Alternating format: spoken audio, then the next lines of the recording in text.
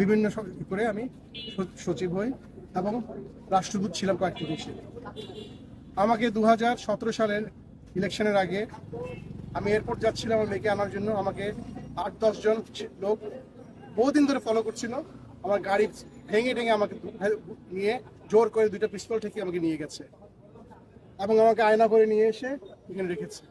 আমি যেহেতু সেনাবাহিনীর অফিসার এবং এই ঢাকারই অফিসার, আমি ঢাকা সেনাবাসী ছিলাম, আমি জানতাম কোথায় আমাকে রাখা হচ্ছে এবং সেইখানে প্রচন্ড নির্যাতন করা হতো লোকদেরকে। কয়েকজন গুটি কয়েক আমাদের পলিটিক্যাল অফিসার যারা সেনাবাহিনীর বাণিজ্য ডুবিয়ে দিয়েছে ডিজিএফআই থেকে তারা স্বার্থান্বেষী কত যে লোক মেরেছে তারা খোদায় জানে। তারা এবং র্যাব এবং অন্যান্য যারা এখানে আছেন, বিচার বহির্ভূত হত্যা, গুম, খুন, ক্রাইম এগেনস্ট হিউম্যানিটি। আমার দোষ কি ছিল? আমি কোনো রাজনীতি করিনি কখনো, আমি কোনো দলও করিনি, আমি সরকারি কর্মকর্তা ছিলাম একজন। আমার দোষ ছিল যে আমি লেখালেখি করতাম। আমার কলমও কি তারা কন্ট্রোল করবে? আমি তো কোনো বিদ্রোহ করতে বলি নাই, কোনো দেশের এগেনস্টে করতে বলি নাই। আমি চেয়েছিলাম ন্যায় বিচার। এই ন্যায় বিচারের জন্য কি আমাকে 16 মাস এই ডাঞ্জেনের ডাঞ্জেন মানে কি বলে আয়না করে ফেলে রেখে মাটির তলের মধ্যে একটা অন্ধকার রুমে আমি যে কত ক্ষতিগ্রস্ত হয়েছি ফিজিক্যালি, সেটা আপনি বলে বোঝাতে পারবো না। একবার শেষ এটা বলবেন। সবার মুক্তি চাই, যারা এগুলো করেছে তাদের বিচার চাই।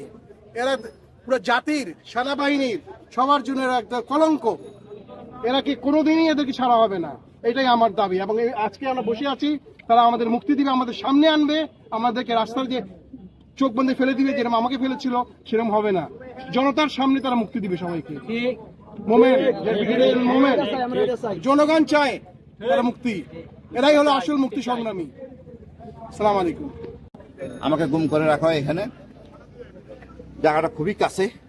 ওখানে এটা জয়েন্ট ইন্টিগ্রেশন সেল বলে, জয়েন্ট ইন্টিগ্রেশন সেল, ওইটাকে ডেভেলপ করে তারা আয়নাঘর বানানো হয়।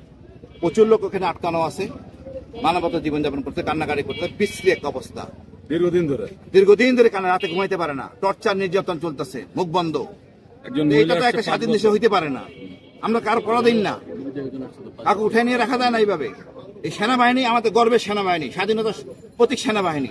এই সেনাবাহিনীর উপর বন্দুক রেখে কিছু অসৎ ডিজিএফআই কর্মকর্তা রাজনৈতিক সুবিধা নেওয়ার জন্য সেনাবাহিনীকে বদনামে ফেলাতে পারে না।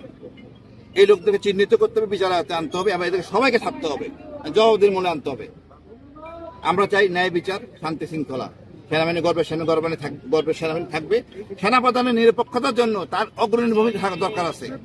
তার ভূমিকা হলো এটাই যে সে কারণ ছাড়া অতি দ্রুত ছেড়ে দিবে আর আমাদের কাছে দিবে, ওই রাস্তা নিয়ে ফেলাই দিবে, চোখ বেঁধে, এটা হবে না। এইসব গল্প বন্ধ, 6-9 হবে না। এইখানে আমাদের দিতে হবে, আমরা এখানে যাব না। আমরাও সেনাবাহিনী অফিসার, অনেক সেনাবাহিনী অফিসার আছে, এগুলো সবাই সেনাবাহিনীর সদস্য, এদেশের সন্তান। কিছু অল্প কয়েকজন ডিজিএফআই সদস্যের জন্য আমরা হইতে পারি না।